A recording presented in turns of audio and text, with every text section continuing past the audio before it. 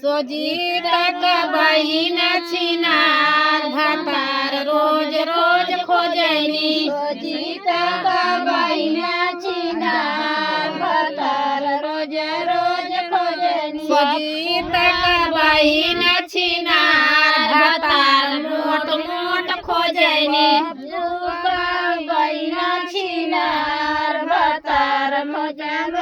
रोज चटनी भइल चटकार समोसा कचा कच कटैनी चटनी भइल चटकार समोसा कचा कच कटैनी चटनी भइल चटकार समोसा कचा कच कटैनी चटनी भइल चटकार समोसा कचा कच कटैनी सोजीता का बहिन छिनार भातार रोज रोज खोजनी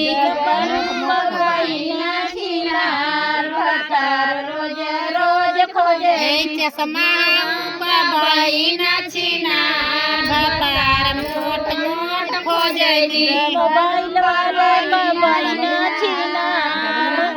रोज रोज खोजनी बापू का बहिन छिनार भातार करिया करिया खोजनी बापू का बहिन छिनार भातार रोज रोज खोजनी चटनी भइल चटकार समोसा कचा कच कटैनी चटनी भइल चटकार समोसा रोज रोज खोजनी चटनी भइल चटकार समोसा कचा कच कटैनी चटनी भइल चटकार समोसा रोज रोज खोजनी करुण का बहिन छिनार भातार फटाफट खोजनी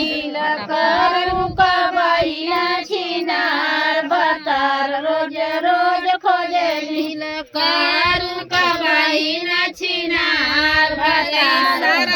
का बहिन छिनार भातार मोटा मोटा खोजनी करू का बहिन छिनार भातार रोज रोज खोजनी साल का बहिन छिनार भातार मोटा मोटा खोजनी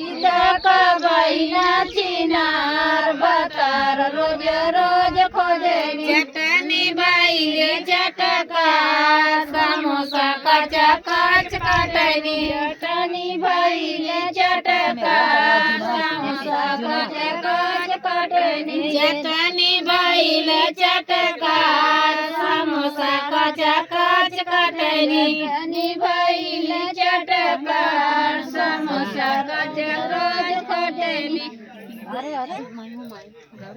बड़ी का सिलेंडर